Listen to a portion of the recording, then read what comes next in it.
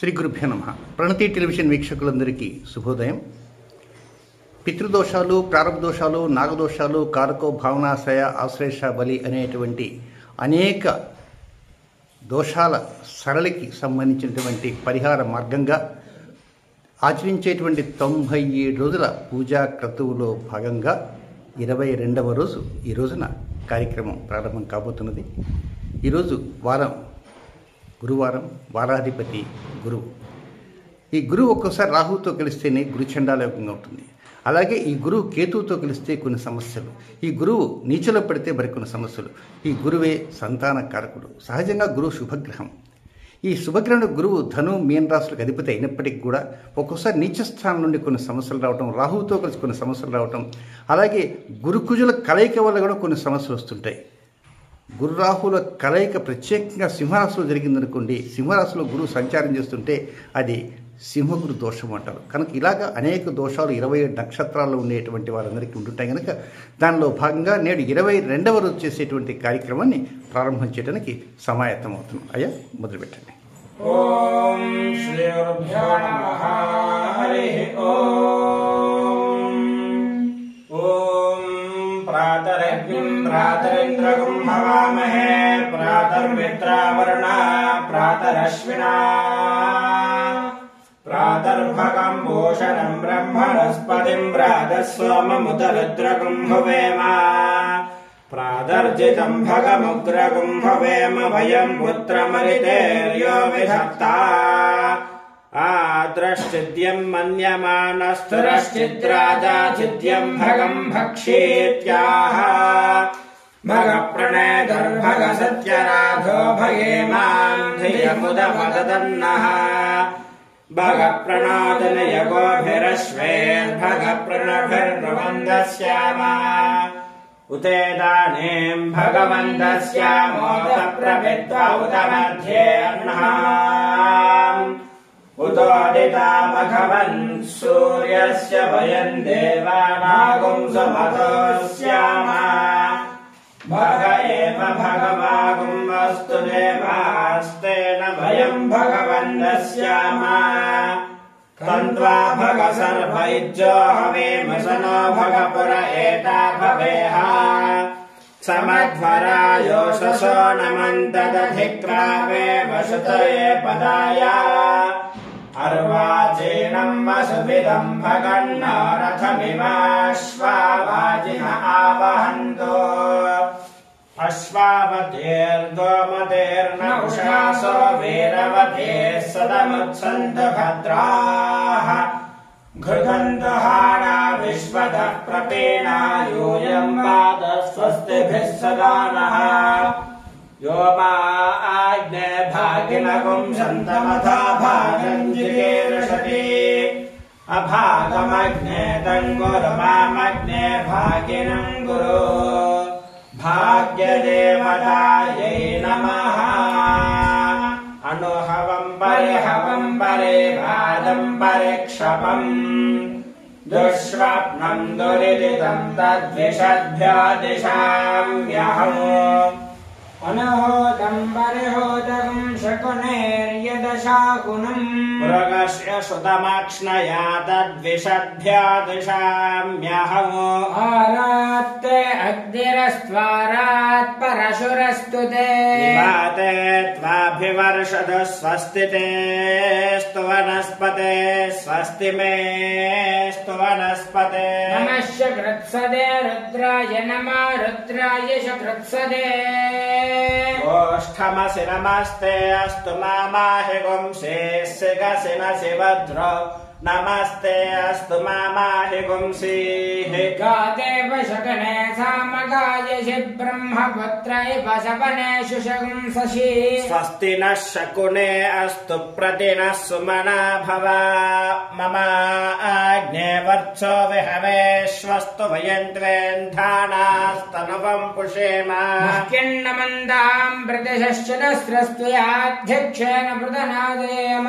మమ దేవా విహవే सन्तु सर्व इन्द्रावन्तो मरुतो विष्णुरग्निः अन्तरिक्षमुरगोपमस्तु मह्यं वातः पवतां कामे अस्मिन् मयि देवाद्रविणमायजन्तां मय्याशीरस्तु मयि देवहूतिः देव्या होतारा विनिषन्त पूर्वे रिष्टाः स्याम तनुवासुवीराः मह्यं यजन्तु मम यानि हव्यागोदिः सद्या मनसो मे अस्तु येनो मानिगां गतमच्छनाहं विश्वे देवासो अधिवोचता मे देवी शृणुर्वेदर्णः कृणोत विश्वे देवास इह वीरयध्वौ स्महि प्रजया मातना भर्मारधामद्विषदे सोमराजन् अग्निर्मन्यं प्रतिनोदन् पुरस्तादब्धो गोपाः परिपाहिनस्त्वं प्रत्यञ्जायन्ति निगतः पुनस्ते महिषां चित्तं प्रबुधा विनेशतो धाता धातॄणां भुवनस्य यस्पतिर्देवगुं सभितारमभिमातिशाहम् इमं यज्ञमश्विनो भा बृहस्पतिर्देवाः पान्तु दिदमानन्यर्धात् उद्यता नो महिषः शर्म यगुं सदस्मिनः वे पुरोहोतः परुक्ष नः प्रजाये हर्यश्वमृडयेन्द्रमानो रीरिषो महापराधाः तेन सपत्ना अपते भवन्त्विन्द्राग्निभ्यामवबाधामहेतान् वसवो रुद्रादित्या उपरि स्पृशं मोऽग्रञ्जेत्तारमधिराजमक्रन् अर्वान् समिन्द्रममुतो हवामहेजो गोजुद्धनजितश्वदिद्यः विमुन्नो यज्ञं विहवेदिश्वास्य कर्मा हरिवामेति नन्द्वा देवीं वाचमदनयन्त देवास्तां विश्वरूपाः पशवो वदन्ति स्वानामिन्द्रेशमूर्तिन्दुहानाधेनुर्वाघस्मानपयुष्टुतैतु अयं मुहूर्तः शुभमुहूर्तो अस्तु एतत्सुमुहूर्तकाले सूर्यादीनां नवानां ग्रहाणामत्यन्ता आनुकूल्यता शुभफलावाप्तिरस्तु ॐ आगमार्थन्तु देवानां गमनार्थं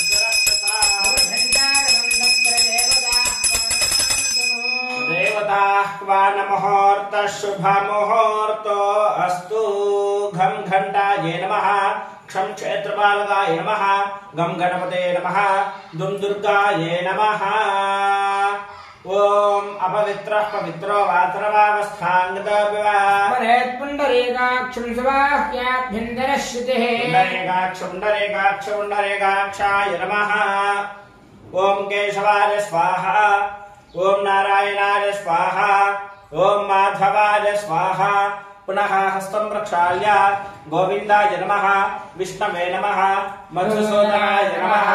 त्रिविक्रमाय नमः वामनाय नमः श्रीधराय नमः ऋषिकेशाय नमः पद्मनाभाय नमः दामोदराय नमः संकर्षणाय नमः वासुदेवाय नमः प्रद्युम्नाय नमः अनिरुद्धाय नमः पुरुषोत्तमाय नमः अधोक्षजाय नमः नारसिंहाय नमः अच्युताय नमः जनार्दनाय नमः उपेन्द्राय नमः हरये नमः श्रीकृष्णाय नमः श्रीकृष्णपरब्रह्मणे नमो नमः यशिवो नाम रूपाभ्यां या देवी सर्वमङ्गला तया संस्मरणात् पुंसां सर्वदा जयमङ्गलम् लाभस्तेषां जयस्तेषां कुतस्तेषां पराभवः येषामिन्देवरस्यामो हृदयस्थो जनार्दनः आपदामपहर्तारं दातारं सर्वसम्पदा लोकाभिरामं श्रीरामं भूयो भूयो नमाम्यहम् सर्वमङ्गलमाङ्गल्ये शिवे सर्वार्थसाधिके शरण्ये त्र्यम्बके देवि नारायणि नमोऽस्तुते लक्ष्मीनारायणाभ्यां नमः वामहेश्वराभ्यां नमः वाणी हिरण्यगर्भाभ्यां नमः श्री पुरन्दराभ्यां नमः अरुन्धती वसिष्ठाभ्यां नमः सीतारामाभ्यां नमः सर्वेभ्यो महाजनेभ्यो ब्राह्मणेभ्यो वेदविद्भ्यो नमो नमः ओम उत्तिष्ठन्तो भूतशाताः एते भूमिभारकाः एतेषां विरोधिना ब्रह्मकर्म समारभे ओम भूः ओम भुवः ओम सुवः ओम महः ओम जनः ओम तपः ओम सत्यम् ओम तत्सवितुर्वरेण्यं भर्गो देवस्य धीमहि धियो यो नः प्रचोदयात् ओम ज्योतिरसोमृतं ब्रह्म भूर्भुवस्सुवरो सर्वेषां भक्तजनानाम् आयुष्याभिवृद्ध्यर्थम् इदमानस्य उपार्थ समस्तदक्षे द्वारा श्री परमेश्वरमुद्दिश्य श्री परमेश्वर प्रीत्यर्थं शुभाभ्यां शुभे शोभने मुहूर्ते श्री महाविष्णुराज्ञया प्रवर्तमानस्य अद्य ब्रह्मणः द्वितीयपरार्धे श्वेतवराहकल्पे वैवस्वतमन्वन्तरे कलियुगे प्रथमपादे जम्बूद्वीपे भारतवर्षे भरतखण्डे मेरोः दक्षिणदिग्भागे श्रीरेलस्य वायव्यप्रदेशे कृष्णागोदावर्योर्मध्यप्रदेशे राजराजेश्वरी देवी सन्निधौ समस्तदेवता गोब्राह्मण हरिहर गुरुचरणानन्दसिन्धो नमस्कृत्य अस्मिन् वर्तमानव्यावहारिकताण्डवानेन प्रभवादि षष्ठसंवत्सराणां मध्ये श्री शोभनगतनाम संवत्सरे उत्तरायणे शिशिरऋतौ माघमासे कृष्णपक्षे पंचम्यां बृहस्पतिवासरे स्वाति नक्षत्रे वृद्धयोगे कल्वकर्ण एवं गुणविशेषणविशिष्टायां शुभातिथौ श्री परमेश्वरमुद्दिश्य श्री परमेश्वर प्रीत्यर्थं श्रीमान् यजमानस्य गोत्रोद्भवस्य ओम नागलगोत्रोद्भवस्य रमेश बाबू नामधेयस्य नागलगोत्रोद्भवस्य रमादेवी नामधेयस्य नागलगोत्रोद्भवस्य जाहन्वी नाम्नि नागलगोत्रोद्भवस्य ज्ञानेश्वर नामधेयस्य तिलकगोत्रोद्भवस्य कुलसम अविनाश नामधेयस्य रेचलगोत्रोद्भवस्य मनमोहन राय नामधेयस्य गोशीलगोत्रोद्भवस्य केदारशेट्टी वेंकटनाग मल्लिकृष्ण नामधेयस्य गोशीलगोत्रोद्भवस्य केदारशेट्टी वेंकटनाग साई बाल विष्णु नामधेयस्य गोशीलगोत्रोद्भवस्य केदारशेट्टी वेंकटनाग साई नरेश नामधेयस्य शिवगोत्रोद्भवस्य पशुरेड्डी दिनेश कुमार नामधेयस्य शिवगोत्रोद्भवस्य पशुरेड्डी महेश कुमार नामधेयस्य दैनील गोत्रोद्भवस्य पुलिवर्ति शेषगिरी नामधेयस्य दैनील गोत्रोद्भवस्य पुलिवर्ति स्वर्णलता नाम्नि दैनील गोत्रोद्भवस्य पुलिवर्ति गौतमीश्वर नामधेयस्य दैनील गोत्रोद्भवस्य पुलिवर्ति निवेशिता नाम्नि दैनील गोत्रोद्भवस्य पुलिवर्ति वैष्णव साई नामधेयस्य वलिट्ल गोत्रोद्भवस्य राजेंद्र बाबू नामधेयस्य वलिट्ल गोत्रोद्भवस्य राज्यलक्ष्मी नामधेयस्य वलिट्ल गोत्रोद्भवस्य सूरज नामधेयस्य भारद्वाज गोत्रोद्भवस्य रोहित शर्मा नामधेयस्य श्रवणेश गोत्रोद्भवस्य आदित्य शर्मा नामधेयस्य पैडिपाल गोत्रोद्भवस्य देवेंद्र बाबू नामधेयस्य पैडिपाल गोत्रोद्भवस्य माधवी नाम्नि बलशेट्ट गोत्रोद्भवस्य प्रकाश नामधेयस्य बलशेट्ट गोत्रोद्भवस्य सरस्वती नाम्नि मौंजिकल गोत्रोद्भवस्य एन शिवानी नाम्नि पूर्ण गोत्रोद्भवस्य राविरानी नामधेयस्य रामनि पूर्ण गोत्रोद्भवस्य मोहन प्रकाश नामधेयस्य पूर्ण गोत्रोद्भवस्य मेधा प्रज्ञा नाम्नि पूर्ण गोत्रोद्भवस्य मधुवैष्णवी नाम्नि पवनकल गोत्रोद्भवस्य श्री श्रीनिवासराव नामधेयस्य संदीवाल गोत्रोद्भवस्य अनुपमा नाम्नि कलिवल गोत्रोद्भवस्य श्रावण नामधेयस्य नंदरिकल गोत्रोद्भवस्य मंगराज नामधेयस्य कलिवल गोत्रोद्भवस्य हर्षित नामधेयस्य वलिट्ल गोत्रोद्भवस्य जगदीश नामधेयस्य केशव गोत्रोद्भवस्य वल्लभिनरेंद्र गणेश चंद्र नामधेयस्य आतेश गोत्रोद्भवस्य वेदांत नरसिंहाचार्य नामधेयस्य परद्वाल गोत्रोद्भवस्य अनुपिडिगिरि नामधेयस्य दास गोत्रोद्भवस्य ललिता नाम्नि तोटकल गोत्रोद्भवस्य तनुश्री नामधेयस्य तोटकल गोत्रोद्भवस्य हरश्री नाम्नि पशुविन गोत्रोद्भवस्य सुजना बोईन संतोष नामधेयस्य पशुविन गोत्रोद्भवस्य नागेश बाबू नाम्नि पच्चन्द्र गोत्रोद्भवस्य आविन साई शास्त्री नामधेयस्य पच्चन्द्र गोत्रोद्भवस्य आविन साई नामधेयस्य कुंडल गोत्रोद्भवस्य बुद्धा वेंकटेश्वर नामधेयस्य कुंडल गोत्रोद्भवस्य बुद्धा वेंकटरमण नामधेयस्य शिव गोत्रोद्भवस्य कर्म हर्ष समीर नामधेयस्य शिव गोत्रोद्भवस्य कर्म अखिल नामधेयस्य कश्यप गोत्रोद्भवस्य वंश सिद्धया नामधेयस्य कश्यप गोत्रोद्भवस्य हर्ष वंश सिद्धया नामधेयस्य तंबुपुत्र नामधेयस्य कश्यपपुत्रस्य साहि नामधेयस्य कश्यपपुत्रस्य तंबुपुत्र विनायक नामधेयस्य अक्षयपुत्रस्य रमेश कुमार नामधेयस्य वीरभद्रपुत्रस्य इमुनि ज्योति नामधेयस्य वीरभद्रस्य इमुनि नामधेयस्य बालपुत्रस्य महेश बाबू नामधेयस्य बालपुत्रस्य आई सुरेश नामधेयस्य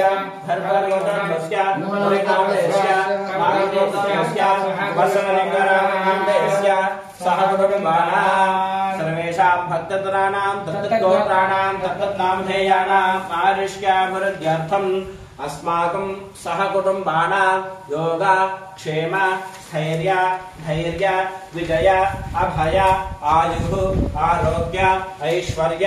अभिवृद्ध्यर्थं धर्मार्थकाममोक्ष चतुर्विध फलपुरुषार्थ सिद्ध्यर्थं यजमानस्य जन्मराशिवशात् नामराशिवशात् जन्मांशवशात् नामांशवशात् अष्टग्रहवशात् अङ्गग्रहवशात् पक्षग्रहवशात् अयनग्रहवशात् सर्वतोभद्रचक्रवशात् ये ग्रहाः अरिष्टस्थानेषु स्थिताः तेषां ग्रहाणाम् अत्यन्त आनुकूल्यताफलसिद्ध्यर्थं सर्वेषां भक्तजनानां वाहनेषु प्रयाण समयेषु भूमार्ग जलमार्ग वायुमार्ग सर्वदा सर्वत्र दिग्विजयता फलसिद्ध्यर्थं नागदोष पितृदोष परारब्धदोष निवारणार्थं तद्दोष परिहारार्थं श्री महाकाली महालक्ष्मी महासरस्वती स्वरूपिणी राजराजेश्वरी देव्यै नमः। वर्तमान उद्दिश्यमान वातरुद्दिश्लेष्म कपोद्भव नानाकार निमित्त पांडक्षय गुल्फकृष्ण प्रणमेह भगंधराज सर्वरोग निवारणार्थं महाकाली महालक्ष्मी महासुदेवतानुग्रह प्रसादित्यर्थं आदित्यानुग्रह प्रसादित्यर्थे बृहस्पति ग्रह प्रसादित्यर्थे बृहस्पति ग्रहाराधने विनियोगः ओम गंधपुष्पाक्षरेरभ्यर्च्य ओम कलशं गैविष्टकण्ठे दशमाश्रः बोले तत्रस्र ब्रह्मा मध्यमा गणास्पदाः सर्वाग्रा सर्वे सप्तत्वे भावसन्धराः वेद सामवेद अष्टधर्मणः वेष्टवेदाः सर्वे ग्रशाम समाश्रिताः शुद्धागत पवित्र बृहस्पते उत्थे यज्ञेश वर्धते वायुगं सर्वं विश्वभूतान्यापः प्राणावापः पशवापः नमापः मृतमापः सम्राडापः विराडापः स्राडापः श्रीकाक्ष्यापः ज्योतिगक्ष्यापः यदोगक्ष्यापः नित्यमापः सर्वा देवता आपो भूर्भुवस्वरापः ओम गंगे यज्ञे च गोदावरी सरस्वती नर्मदे सिन्धुकावेर्दिरेस्मिन् सन्निधिं कुरु आयान्तु कलशोदकेन पूजा द्रव्याणि सम्प्रोक्ष्य देवं सम्प्रोक्ष्य आत्मानं सम्प्रोक्ष्य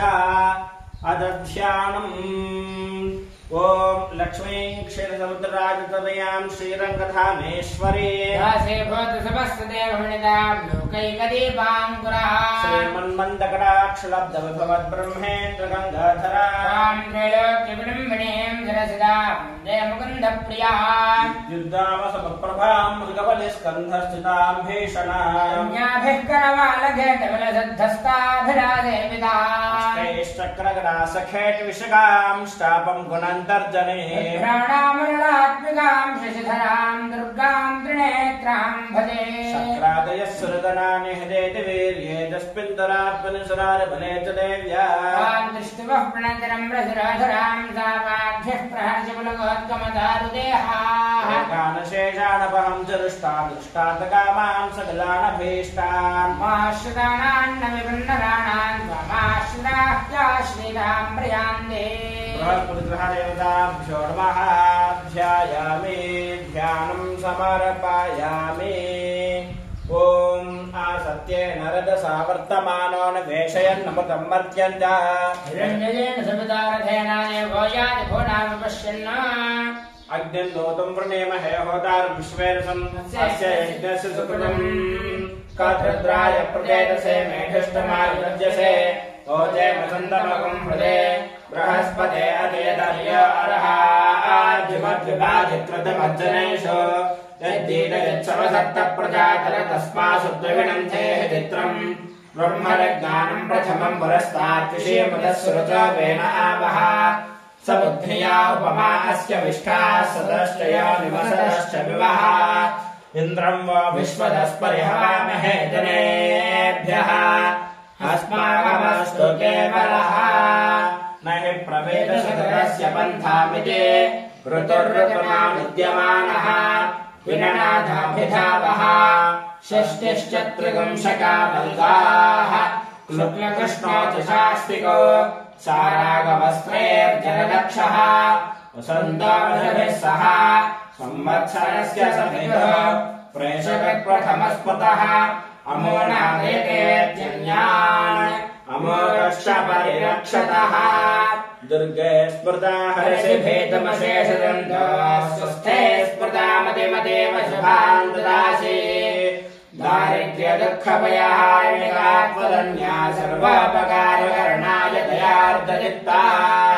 नमोऽस्तु सर्पेभ्यो ये केतपृथिवीमनो ये अन्तरिक्षे ये कृतेभ्यः सर्पेभ्यो नमः ये दोरोदने दिवो ये वा सूर्यस्य रश्मिषु येषामप्सु सुतः कृतन्तेभ्यः सर्पेभ्यो नमः गायिषवो यादुधानानां ये वा वनस्पतिगुं ऋण ये वा वटेषु चेरते तेभ्यः सर्पेभ्यो नमः तदश्विनामश्वै गोपयाताम् शुभङ्गमिष्टो सेमेभिरश्वैः स्वन्नक्षत्रगं हविषादिदन्तौ मध्वा सम्प्रोक्तो विदुषा समक्तो यो देवानां भिषजो हव्यवाहो विश्वस्य दूतामृतस्य गोपौ तौ नक्षत्रं विदुषा नापयाताम् नमश्वभ्यां कृणोश्वभ्याम् उपहोताः पितरो ये मखासु मनायवदस्सु गतस्सु दुर्जाः तेना नक्षत्रे हवमागमिष्ठाः स्वधाभिर्यज्ञं प्रेतं दुषन्ताम् ये अग्निदग्धाः ये मल्लोकं पितरः क्षयन्ते यागश्च विद्मयागम् उत न प्रविद्मा मखासु यज्ञकं सुकृतं दुषन्ताम् मूलं प्रदां वीरवतीं विदेया परास्येतनुरजः पराधा गोभिर्नक्षत्रं वशभिः समक्तम् अहर्भूयाद्युतमानाय मह्यम् अहर्म अद्य सुविते तथातो मूलं नक्षत्रमिति यद्वदन्ते पराजें वाचानृतन्नुदामि शिवं प्रजाये शिवमस्तु मह्यम् सम्प्रारब्धविरादन्ता तिस्रेर्यातना गृहे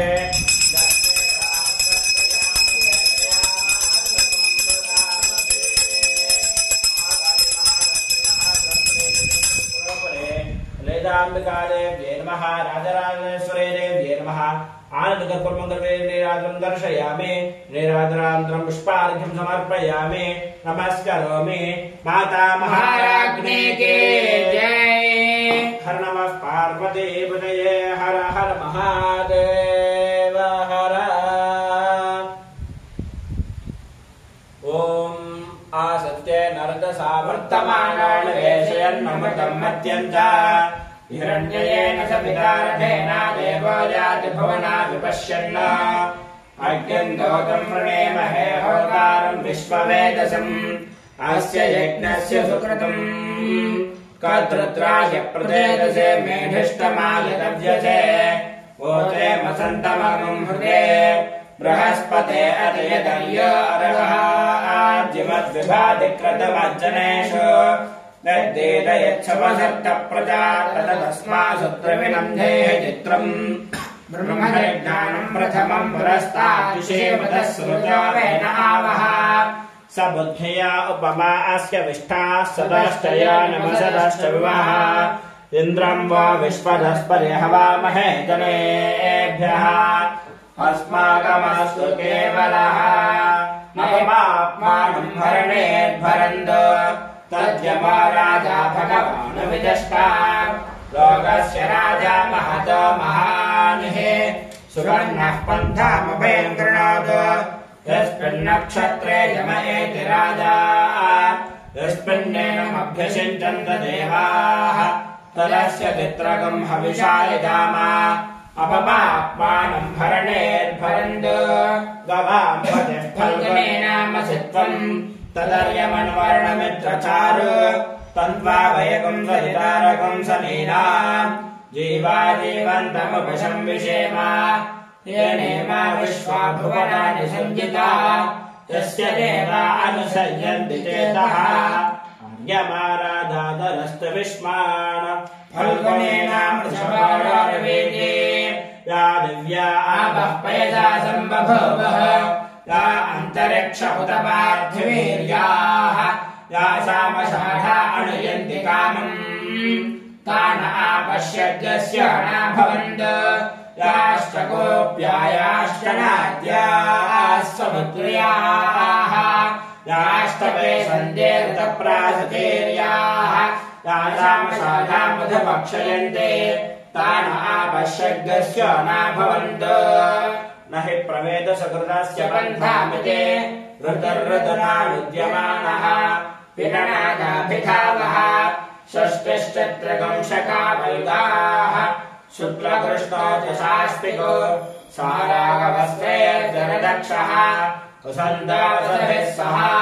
संवत्सरस्य संविदुः वैशकप्रथमस्मृतः अमो नादेतेत्यन्यान् अमेवश्च परिरक्षतः स्वस्थे स्मृतामदेमदे मधुवान्दरासे दारिद्र्यदुःखभयहारिणिकात्वलन्या सर्वप्रकारकरणाय जयार्जलिता नमोऽस्तु सर्पेभ्यो ये केत पृथिवीमनो ये अन्तरिक्षे ये दूतेभ्यः सर्पेभ्यो नमः ये गौरवसने दिवो ये वा सूर्यस्य रश्मिषु येषामप्सुसुतः कृतं तेभ्यः सर्पेभ्यो नमः या इषवाया दुधानानां ये वा वनस्पति गुम्रण ये वा वटेषु शेरते तेभ्यः सर्पेभ्यो नमः सम्राजन्त विराजन्त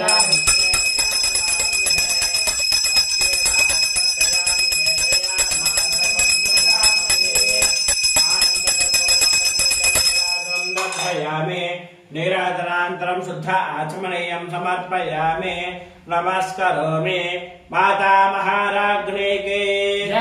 जगदम्बा विश्वपालिने मातको बृहस्पति ग्रह देवतको नमः पार्वती पतये हर हर महादेव हर आसत्येन रजसा वर्तमानानि वेशयन्नमतं मर्त्यन्ता हिरण्ययेन सविता रथेना देवो याति भुवना विपश्यन् अग्निं दोतं वृणीमहे होतारं विश्ववेदसम् अस्य यज्ञस्य सुकृतम् कर्तृद्राय प्रदेशे मेधिष्टमाय रज्यसे ओचे मसन्तमगुं हृदे बृहस्पते अधियधर्यो अर्हाद्युमद्विभातिकृतमर्जनेषु यद्गीत यत्सवसप्त प्रजातन तस्माद्द्रविणं देह चित्रम् ब्रह्मयज्ञानं प्रथमं पुरस्ताद्विषेमदः सुरुचावेन आवह स बुद्धिया उपमास्य विष्ठाः सतश्चयोनिमसतश्च विवः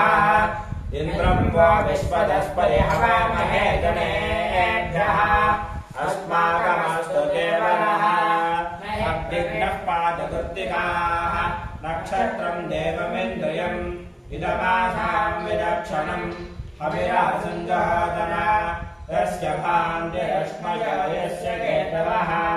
यस्येमा विश्वा भुवनानि सर्वाः सकृत्तिकाभिरभिसंवसानः अग्निर्ना देवः सुविते दधातु श्रेष्ठ देवानां भगवो भगासे तत्त्वाविदः फल्गुणेस्तस्य वित्तात् अस्मभ्यं क्षत्रमदरवं सुवीर्यम् गोमदश्ववदुपसन्नदेहा भगो हदाता भगैत्प्रदाता भगो देवेः फल्गुनेराविवेश भगस्येत्तं प्रसवङ्गमेम यत्र देवेः स समानं मदेम तन्नो विश्वे उपशृण्वन्त देवाः सुदशाढा अभिषिध्यन्ते यज्ञम् तन्नक्षत्रं प्रददां पशुभ्यः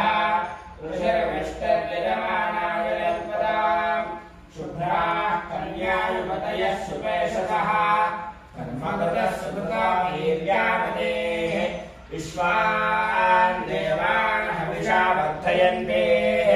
अषाढाः काममुपयान्ति यज्ञम् न हि प्रवेद सुकृतस्य पन्थामिते ऋतुर्ऋतमानित्यमानः विननादाभिधावः षष्टिश्चत्रकंशका वल्गाः शुक्लकृष्णोऽतुषाष्टिकौ सारागवस्त्रेऽधिरदक्षः वसन्तवशभिः सह संवत्सरस्य सवितुः प्रैषकृत्प्रथमस्फुटः अमो नादयतेत्यन्यान् अमोघश्च परिरक्षतः ॐ दुर्गे स्मृता हरसभेदमशेषदन्तो स्वस्थे स्मृता मतिमदेव शुभान् ददासि दारिद्र्यदुःखभयहारिणिकात्वदन्या सर्वोपकारकरणाय दयार्द्रलिप्ता नमोऽस्तु सर्पेभ्यो ये केतुपृथिवीमनो ये अन्तरिक्षे ये दुर्गेभ्यः सर्पेभ्यो नमः ये दोरोचने दिवो ये वा सूर्यस्य रश्मिषु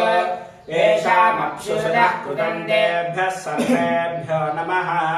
या ईशो या तुधानानां ये वा वनस्पतिर्गुम्रणो ये वा वटेषु शेरते तेभ्यः सर्पेभ्यो नमः ॐ सम्प्राणन्त विराजन्त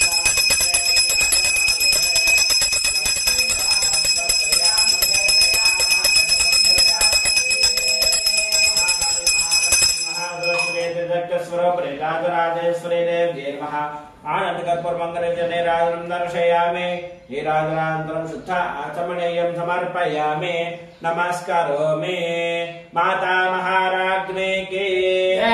जगदम्बा विश्वपालिनी माता की हर नमः पार्वती पतये हर